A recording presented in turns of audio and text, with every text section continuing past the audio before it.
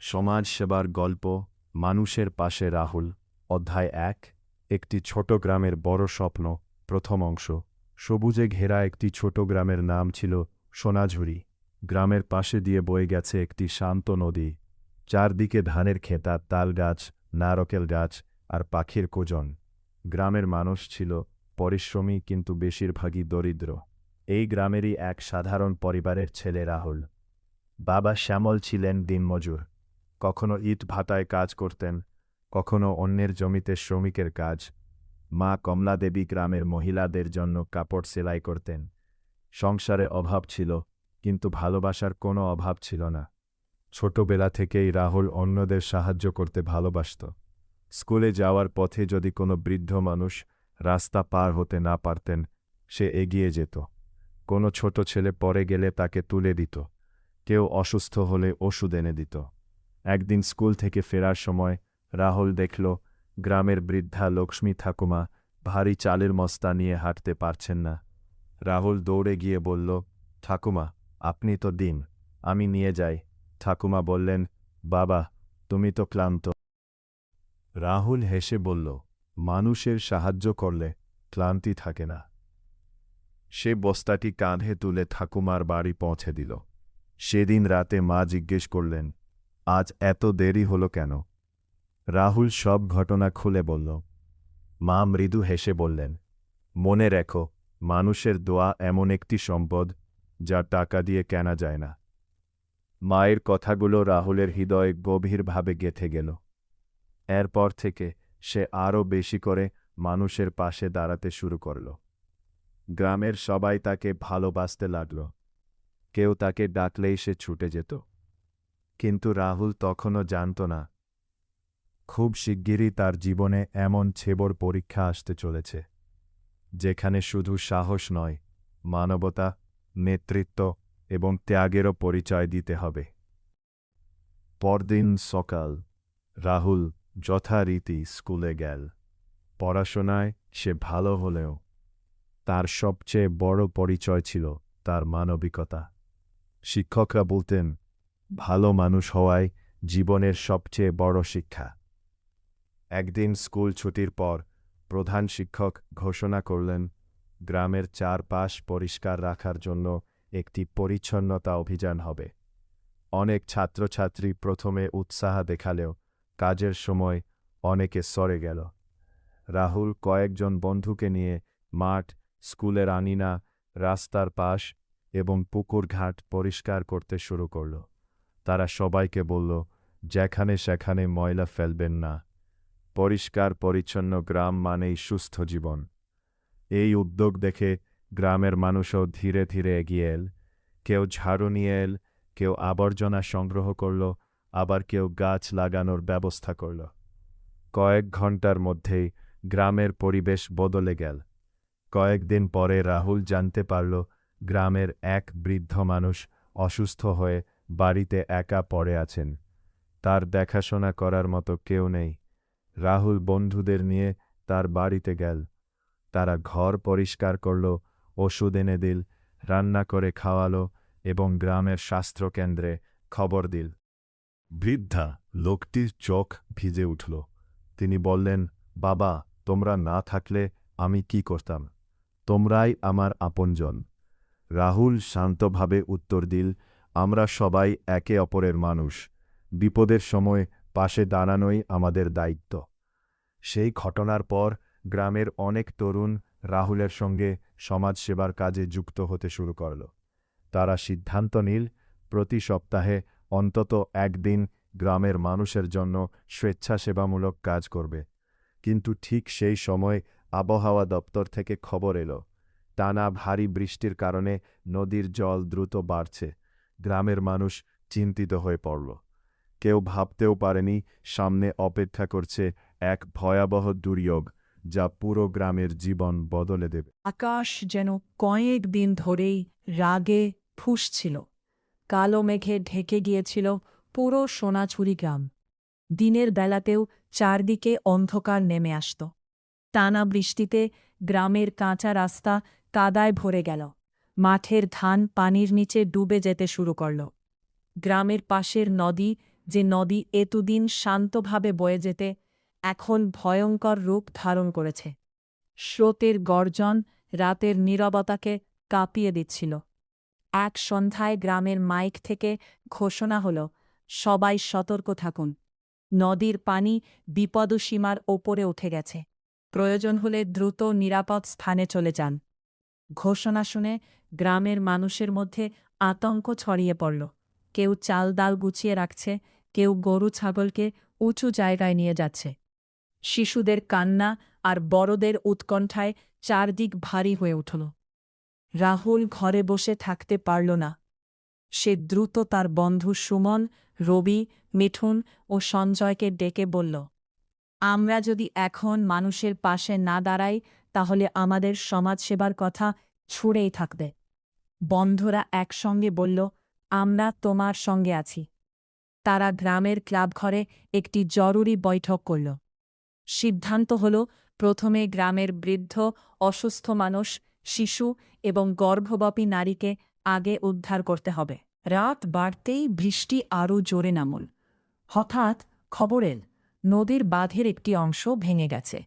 প্রচণ্ড স্রোতের পানি মুহূর্তের মধ্যে গ্রামের নিচু এলাকায় ঢুকে পড়ল।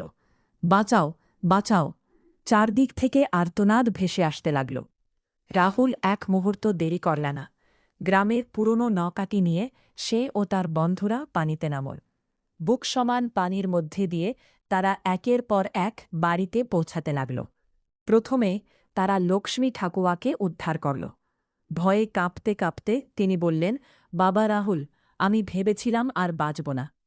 রাহুল তার হাত শক্ত করে ধরে বলল, ভয় পাবেন না ঠাকুমা, যতক্ষণ আমরা আছি আপনাকে কিছু হতে দেব না। নৌকাটি নিরাপদ আশ্রয়কেন্দ্রের দিকে এগিয়ে চলা। কিন্তু ঠিক তখনই দূর থেকে একটি শিশুর কান্নার শব্দ ভেসে এল। চারদিকে অন্ধকার, প্রবল বৃষ্টি আর উত্তাল স্রোত। তবুও রাহুল নৌকার দিক ঘুরিয়ে সেই শব্দের দিকে এগিয়ে গেল। সামনে কি অপেক্ষা করছে তা কেউ জানত না। চারদিকে শুধু পানি আর পানি। রাতের অন্ধকারে বিদ্যুতের ঝলকানি মাঝে মাঝে চারপাশ আলোকিত করে, আবার সবকিছু অন্ধকারে ঢেকে দিচ্ছিল। প্রবল বৃষ্টি আর নদীর গর্জনে মানুষের চিৎকারও যেন চাপা পড়ে যাচ্ছিল। রাহুল কান পেতে আবার সেই শিশুর কান্নার শব্দ শুনতে পেল। ওইদিকে, সবাই নৌকাটা ওইদিকে চালাও, সে চিৎকার করে বলল। সুমন বৈঠা জোরে টানতে লাগল। রবি টর্চের আলো ফেলে চারপাশ দেখছিল। কিছু দূর এগোতেই তারা দেখতে পেল, একটি কাঁচা বাড়ির অর্ধেক অংশ পানিরে ভেঙে পড়েছে। বাড়ির টিনের ছাদের ওপর একটি পরিবার আশ্রয় নিয়েছে। বৃদ্ধ দাদু, এক মা, দুই ছোট শিশু এবং একজন আহত যুবক। মা কাঁদতে কাঁদতে চিৎকার করলেন, আমাদের বাঁচান, আমার বাচ্চাগুলোকে বাঁচান। রাহুল এক মুহূর্ত দেরি করল না। সে কোমরে একটি মোটা দড়ি বেঁধে অন্য প্রান্তিটি বন্ধুদের হাতে দিয়ে বলল, আমি ওদের কাছে যাচ্ছি। যদি স্রোত আমাকে টেনে নিয়ে যায় তাহলে সবাই মিলে দড়ি ধরে টানবে। বন্ধুরা উদ্বিগ্ন হয়ে বলল, সাবধানে যেও। প্রচণ্ড স্রোতের মধ্যে ধীরে ধীরে এগিয়ে গেল রাহুল। অনেক কষ্টে সে ছাদের কাছে পৌঁছে প্রথমে ছোট্ট মেয়েটিকে নিজের কাঁধে তুলে নৌকার দিকে পাঠাল, তারপর ছেলেটিকে, এরপর বৃদ্ধ দাদুকে নিরাপদে নৌকায় উঠতে সাহায্য করল। শেষে আহত যুবককে নামানোর সময় হঠাৎ টিনের ছাদের একটি অংশ ভেঙে পড়ল। রাহুলের ভারসাম্য নষ্ট হয়ে সে পানিতে পড়ে গেল। প্রচণ্ড স্রোত তাকে ভাসিয়ে নিয়ে যেতে শুরু করল। নৌকায় থাকা সবাই আতঙ্কে চিৎকার করে উঠল, রাহুল! কিন্তু রাহুল সাহস হারান না। সে দড়িটি শক্ত করে ধরে রইল। সুমন, রবি, মিঠুন ও সঞ্জয় প্রাণপণ শক্তি দিয়ে দড়ি টানতে লাগল। কয়েক মুহূর্তের কঠিন সংগ্রামের পর তারা রাহুলকে আবার নৌকার কাছে টেনে আনতে সক্ষম হল। সবাই স্বস্তির নিঃশ্বাস ফেলল। কিন্তু বিপদ তখনও শেষ হয়নি। ফেরার পথে ভেসে আসা একটি বিশাল গাছের গুঁড়ি নৌকার সঙ্গে ধাক্কা লাগল। নৌকাটি প্রবলভাবে দুলে উঠল। এক মুহূর্তের জন্য মনে হল নৌকাটি উল্টে যাবে। রাহুল দ্রুত সবাইকে শান্ত করে বলল, কেউ দাঁড়াবে না, সবাই নিচু হয়ে বসে থাকুন, ধীরে ধীরে আমরা নৌকাটাকে সামলে নেব। বন্ধুরা একসঙ্গে বৈঠা চালাতে লাগল। অনেক কষ্টে তারা গাছের গুড়ি এড়িয়ে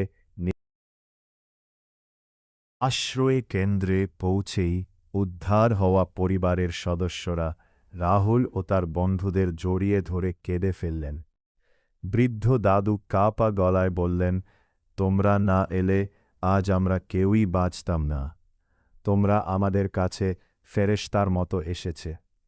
রাহুল মাথা নিচু করে বলল, আমরা শুধু আমাদের কর্তব্য করেছি। মানুষের বিপদে মানুষেই মানুষের ভরসা। সেই রাতেই তারা আবার বিশ্রাম না নিয়ে নতুন উদ্ধার অভিযানের প্রস্তুতি নিতে লাগল। কারণ খবর এল, গ্রামের পূর্ব পাড়ায় এখনও অনেক মানুষ পানিবন্দী হয়ে আছেন। রাহুল আকাশের দিকে তাকিয়ে মনে মনে বলল, যতক্ষণ একজন মানুষও বিপদে থাকবে ততক্ষণ আমাদের কাজ শেষ নয়। রাহুল ও তার বন্ধুরা সব ত্রাণ সুন্দরভাবে তালিকা করে রাখল। তারা ঠিক করল, যার যত প্রয়োজন তাকে তত্ত্বায় দেওয়া হবে, কোনো পক্ষপাত নয়। এদিকে গ্রামের স্বাস্থ্যকেন্দ্রের চিকিৎসক ডক্টর অনিরুদ্ধ ত্রাণ শিবিরে এসে বললেন, বন্যার পরে ডায়রিয়া, জ্বর ও পানিবাহিত রোগ ছড়িয়ে পড়তে পারে। বিশুদ্ধ পানীয় জল নিশ্চিত করতে হবে। রাহুল সঙ্গে সঙ্গে কয়েকজন স্বেচ্ছাসেবককে নিয়ে টিউবওয়েলের পানি ফুটিয়ে সংরক্ষণ করার ব্যবস্থা করেন। বড় বড় ড্রামে বিশুদ্ধ পানি ভরে আশ্রয়কেন্দ্রে রাখা হল। পারিপাশে সবাইকে সাবান দিয়ে হাত ধোয়ার অভ্যাসও শেখানো হল। দুপুরে রাহুল নিজে দাঁড়িয়ে শিশু, বৃদ্ধ এবং অসুস্থ মানুষদের আগে খাবার পরিবেশন করেন। এক ছোট্ট ছেলে খাবার হাতে নিয়ে মৃদু হেসে বলল, দাদা, আজ অনেক দিন পরে পেট ভরে খেতে পারলাম। ছেলেটির হাসি দেখে রাহুলের চোখ ভিজে উঠল। সে বুঝতে পারল, মানুষের মুখের এই হাসি তার সবচেয়ে বড় পুরস্কার। কিন্তু ঠিক তখনই একজন স্বেচ্ছাসেবক দৌড়ে এসে উদ্বিগ্ন কণ্ঠে বলল, রাহুল, পূর্ব পাড়ার মানুষদের কাছে এখনও কোনো খাবার বা ওষুধ পৌঁছায়নি। রাস্তা পুরোপুরি ভেঙে গেছে। ভোরের আলো ফুটতেই বৃষ্টি কিছুটা কমল, কিন্তু সোনাঝুরি গ্রামের দৃশ্য দেখে সবার বুক কেঁপে উঠল। অনেক কাছাঘর ভেঙে গেছে, ধানের ক্ষেত পানিতে তলিয়ে গেছে, গাবাদি পশুর খোঁয়ার ভেসে গেছে। যেদিকে চোখ যায় শুধু ধ্বংস আর মানুষের অসহায় মুখ। রাহুল এক মুহূর্ত সময় নষ্ট করল না। সে গ্রামের স্কুল ভবনকে ত্রাণ শিবির হিসেবে গড়ে তোলার সিদ্ধান্ত নিল। তার বন্ধু সুমন, রবি, মিঠুন, সঞ্জয় এবং গ্রামের আরও অনেক তরুণ স্বেচ্ছাসেবক হিসেবে এগিয়ে এল। স্কুলের শ্রেণীকক্ষগুলো পরিষ্কার করা হল। একটিতে নারী ও শিশুদের থাকার ব্যবস্থা করা হল, অন্যটিতে বৃদ্ধ ও অসুস্থ মানুষদের রাখা হল। রান্নাঘরের জন্য আলাদা একটি ঘর নির্ধারণ করা হল।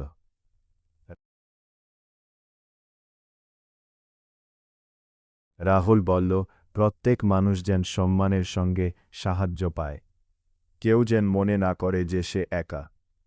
এরপর শুরু হল ত্রাণ সংগ্রহের কাজ। পাশের গ্রামের মানুষ, বিভিন্ন স্বেচ্ছাসেবী সংগঠন এবং শহরের কিছু দয়ালু মানুষ চাল, ডাল, আলু, শুকনো খাবার, শিশুদের দুধ, কম্বল, কাপড় ও ওষুধ পাঠাতে শুরু করল। পরদিন ভোরের প্রথম আলো ফুটতেই রাহুল ও তার বন্ধুরা আবার প্রস্তুত হয়ে গেলেন। বড় বড় বস্তায় চাল, ডাল, চিড়া, গুড়, শুকনো খাবার, শিশুদের দুধ, ওষুধ, মোমবাতি, দেশলাই, বিশুদ্ধ পানির বোতল এবং কম্বল নৌকায় তোলা হল। সুমন মানচিত্রের দিকে তাকিয়ে বলল, পূর্ব পাড়ার রাস্তা তো পুরো ভেঙে গেছে, এখন কিভাবে যাবি? রাহুল দৃঢ় কণ্ঠে উত্তর দিল, রাস্তা না থাকলে নদীপথে যাব, নদীপথ বন্ধ হলে হাঁটব, কিন্তু সাহায্য পৌঁছাতেই হবে। সকালের নরম আলোয় নৌকা ধীরে ধীরে পূর্ব পাড়ার দিকে এগিয়ে চলল। কিছু দূর যাওয়ার পর দেখা গেল স্রোতে ভেসে আসা গাছপালা আর বাঁশ নৌকার পথ আটকে রেখেছে। সবাই মিলে সেগুলো সরিয়ে আবার যাত্রা শুরু করল। প্রায় 2 ঘন্টা পর তারা পূর্ব পাড়ায় পৌঁছাল। সেখানে গিয়ে যে দৃশ্য দেখল তা দেখে সবার চোখ ভিজে উঠল। অনেক পরিবারের ঘরবাড়ি ভেঙে গেছে, কেউ গাছের নিচে, বসে আছে, কেউ ভাঙা চালার নিচে আশ্রয় নিয়েছে। ছোট ছোট শিশু কয়েকদিন ধরে ঠিকমতো খাবার পায়নি। অসুস্থ বৃদ্ধরা ওষুধের অপেক্ষায় ছিলেন। রাহুল প্রথমেই সবাইকে শান্ত হতে বলল, ভয় পাবেন না, সবার জন্য খাবার ও ওষুধ আছে, কেউ বাদ যাবে না। স্বেচ্ছাসেবকেরা সারিবদ্ধভাবে ত্রাণ বিতরণ শুরু করল। শিশুদের হাতে দুধ ও বিস্কুট তুলে দেওয়া হলো। বৃদ্ধদের জন্য ওষুধ দেওয়া হলো। গর্ভবতী নারীদের জন্য আলাদা পুষ্টিকর খাবারের ব্যবস্থা করা হলো। হঠাৎ একজন কিশোর দৌড়ে এসে হাঁপাতে হাঁপাতে বলল, দাদা, পাহাড়ের ঢাল থেকে আবার পানি নামছে, নিচের কয়েকটি পরিবার বিপদে আছে। এক মুহূর্ত সময় নষ্ট না করে রাহুল কয়েকজন বন্ধুকে নিয়ে সেখানে ছুটে গেল। দেখা গেল প্রবল স্রোতে একটি ছোট বাঁশের সাঁকো ভেঙে গেছে, ওপারে আটকে আছে কয়েকটি পরিবার। রাহুল দ্রুত গ্রামবাসীদের সাহায্যে লম্বা দড়ি এনে দুই পাশের শক্ত গাছের সঙ্গে বাঁধল। এরপর একে একে শিশু, নারী এবং বৃদ্ধদের নিরাপদে পার করানো শুরু হল। সবাই একে অপরকে সাহস দিচ্ছিল। সবাই নিরাপদে আসার পর গ্রামের এক বৃদ্ধ রাহুলের হাত ধরে বললেন, বাবা, তুমি শুধু ত্রাণ আনোনি, আমাদের নতুন করে বাঁচার সাহসও এনে দিয়েছি। রাহুল মৃদু হেসে বলল, আমরা সবাই একে অপরের শক্তি। একজন মানুষের কষ্ট পুরো সমাজের কষ্ট। সন্ধ্যায় তারা আশ্রয় কেন্দ্রে ফিরে এলো।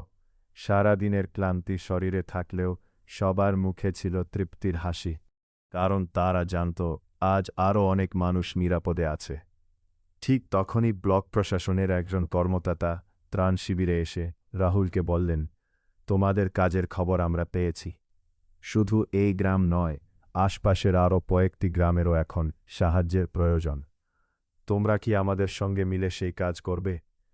রাহুল একবার তার বন্ধুদের দিকে তাকাল। সবাই হাসি মুখে মাথা নাড়ল। সে বলল, যতদিন মানুষের প্রয়োজন থাকবে ততদিন আমরা পাশে থাকব।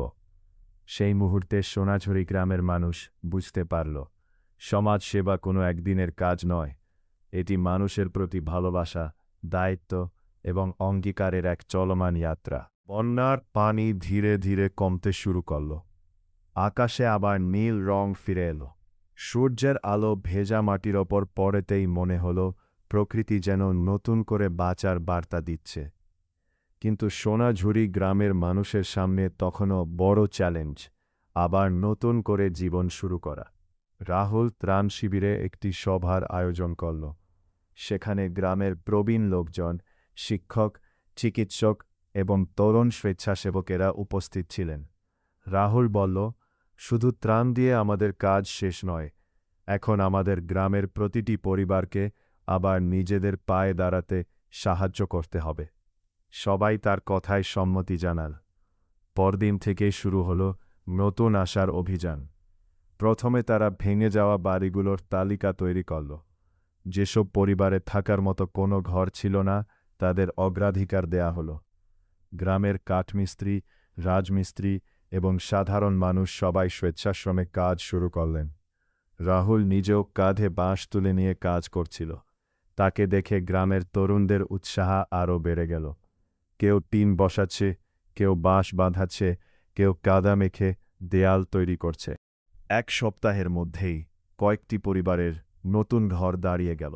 বৃদ্ধা লক্ষ্মী ঠাকুমা নতুন ঘরের দরজায় দাঁড়িয়ে চোখ মুছতে মুছতে বললেন, বাবা রাহুল, আমার তো সব শেষ হয়ে গিয়েছিল, আজ আবার মাথা গোঁজার ঠাঁই পেলাম। রাহুল মৃদু হেসে বলল, এটা শুধু আমার নয় ঠাকুমা, পুরো গ্রামের ভালোবাসার ফল। এরপর রাহুলের নজর গেল গ্রামের শিশুদের দিকে। বন্যার কারণে অনেক দিন স্কুল বন্ধ ছিল, বই খাতা ভিজে নষ্ট হয়ে গেছে। অনেক শিশুই ভয়ে ও দুঃখে পড়াশোনা থেকে দূরে সরে যাচ্ছিল। রাহুল প্রধান শিক্ষককে নিয়ে স্কুল পরিষ্কার করার উদ্যোগ নিল। গ্রামের মানুষ মিলে শ্রেণীকক্ষ পরিষ্কার করল, বেঞ্চ মেরামত করল, ভাঙা জানালা ঠিক করল। কয়েকজন দাতা নতুন বই, খাতা, পেন্সিল এবং স্কুল ব্যাগ পাঠিয়ে দিলেন। স্কুল খোলার দিন সকালে ছোট ছোট ছেলেমেয়েরা নতুন খাতা হাতে নিয়ে স্কুলে এলো। তাদের মুখের হাসি দেখে রাহুলের মন আনন্দে ভরে উঠল। প্রধান শিক্ষক সমাবেশে বললেন, আজকের এই দিনটি সম্ভব হয়েছে গ্রামের তরুণদের জন্য, বিশেষ করে রাহুল ও তার বন্ধুদের জন্য। কিন্তু ঠিক তখনই ব্লক অফিস থেকে একটি গুরুত্বপূর্ণ খবর এলো। পাশের চন্দনপুর গ্রামেও বন্যার ক্ষতি অনেক বেশি হয়েছে। সেখানে এখনও বহু মানুষ আশ্রয়হীন, শিশুরার স্কুল বন্ধ, আর পানীয় জলের তীব্র সংকট। রাহুল খবরটি শুনে কিছুক্ষণ নীরব রইল। তারপর বন্ধুদের দিকে তাকিয়ে বলল, আমাদের গ্রাম ধীরে ধীরে ঘুরে দাঁড়াচ্ছে। এবার সময় এসেছে অন্য গ্রামের মানুষের পাশেও দাঁড়ানোর। সুমন হেসে বলল, চলো, মানবতার আলো এবার চন্দনপুরেও পৌঁছে দিই।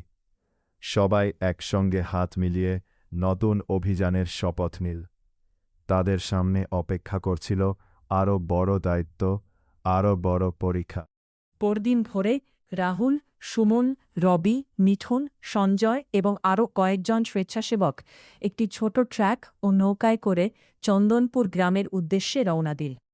তাদের সঙ্গে ছিল চাল, ডাল, শুকনো খাবার, বিশুদ্ধ পানীয় জল, ওষুধ, কম্বল, স্কুলের বই খাতা এবং কিছু নির্মাণ সামগ্রী। চন্দনপুরে পৌঁছে তারা দেখল গ্রামের অবস্থা সোনাঝুরির থেকেও খারাপ। অনেক পরিবার এখনও অস্থায়ী ত্রিপলের নিচে বাস করছে। অনেক শিশু দিনের পর দিন স্কুলে যেতে পারেনি। প্রথমে গ্রামের কিছু মানুষ তাদের দেখে সন্দেহ করো। একজন বললেন, অনেকে তো ছবি তুলে চলে যায়, পরে আর কেউ ফিরে আসে না। রাহুল শান্তভাবে উত্তর দিল, আমরা ছবি তুলতে আসিনি, আমরা কাজ করতে এসেছি। আমাদের কাজেই আমাদের পরিচয় দেবে। সেদিন সারাদিন তারা কোনো বক্তৃতা না দিয়ে শুধু কাজ করল। কেউ অসুস্থদের ওষুধ দিল, কেউ শিশুদের খাবার খাওয়ান, কেউ ভাঙা ঘর পরিষ্কার করল। সন্ধ্যা নামার আগেই গ্রামের মানুষের মনে তাদের প্রতি আস্থা জন্মাতে শুরু কর। পরদিন রাহুল গ্রামের মানুষদের নিয়ে একটি সভা করো। বিপদে বাইরের মানুষ সাহায্য করতে পারে, কিন্তু একটি গ্রামের আসল শক্তি তার নিজের মানুষ। তাই আমাদের এমন একটি দল গড়তে হবে যারা সব সময় মানুষের পাশে থাকবে। সবাই উৎসাহের সঙ্গে সম্মতি জানাল। সেই সভাতেই গঠিত হল একটি নতুন সমাজসেবা সংগঠন, মানবতার আলো সেবা সংঘ। সংগঠনের মূল লক্ষ্য ঠিক করা হল বিপদের সময় দ্রুত উদ্ধার ও ত্রাণ সেবা, দরিদ্র ছাত্রছাত্রীদের পড়াশোনায় সাহায্য, নিয়মিত স্বাস্থ্য শিবিরের আয়োজন, গাছ লাগানো ও পরিবেশ রক্ষা, রক্তদান ও স্বেচ্ছাসেবামূলক কার্যক্রম, গ্রামের পরিচ্ছন্নতা ও সচেতনতা বৃদ্ধি। সংগঠনের সভাপতি হতে বলা হলে রাহুল বিনয়ের সঙ্গে বল, এই সংগঠনের নেতা একজন নয়, আমরা সবাই সমান। সবাই মিলে কাজ করব, তাহলেই সফল হব। রাহুলের এই কথায় উপস্থিত সবাই হাততালি দিয়ে তাকে অভিনন্দন জানাল। এরপর গ্রামের তরুণ তরুণীরা একে একে সদস্যপদ গ্রহণ করল। কেউ বলল, আমি শিশুদের পড়াব। কেউ বলল, আমি চিকিৎসা শিবিরে সাহায্য করব। কেউ আবার বলল, আমি গাছ লাগানোর দায়িত্ব নেব। একসময় যে গ্রামে হতাশা ছিল, সেখানে আবার আশার আলো জ্বলে উঠল। সন্ধ্যায় বাড়ি ফেরার সময় চন্দনপুরের প্রবীণ শিক্ষক রাহুলের কাঁধে হাত রেখে বললেন, আজ তুমি শুধু সাহায্য করনি, আমাদের আত্মবিশ্বাস ফিরিয়ে দিয়েছে। রাহুল আকাশের দিকে তাকিয়ে মৃদু হাসল। সে বুঝতে পারল, সমাজসেবা শুধু মানুষের দুঃখ কমায় না, মানুষকে একত্রিত করে, নতুন স্বপ্ন দেখায়। কিন্তু ঠিক তখনই ব্লক প্রশাসন থেকে একটি নতুন খবর এলো। জেলার একটি প্রত্যন্ত পাহাড়ি এলাকায় দীর্ঘদিন ধরে বিশুদ্ধ পানীয় জল, চিকিৎসা এবং শিক্ষার অভাব। সেখানে স্বেচ্ছাসেবকদের জরুরি প্রয়োজন। রাহুল তার বন্ধুদের দিকে তাকিয়ে বলল, আমাদের পথ এখনও অনেক দীর্ঘ। যতদিন একজন মানুষও সাহায্যের অপেক্ষায় থাকবে, ততদিন আমাদের যাত্রা থামবে না। সবাই একসঙ্গে উত্তর দিল, মানুষের সেবাই আমাদের সবচেয়ে বড় দায়িত্ব। নতুন উদ্যম আর নতুন স্বপ্ন নিয়ে তারা আরেকটি অভিযানের প্রস্তুতি নিতে শুরু করল।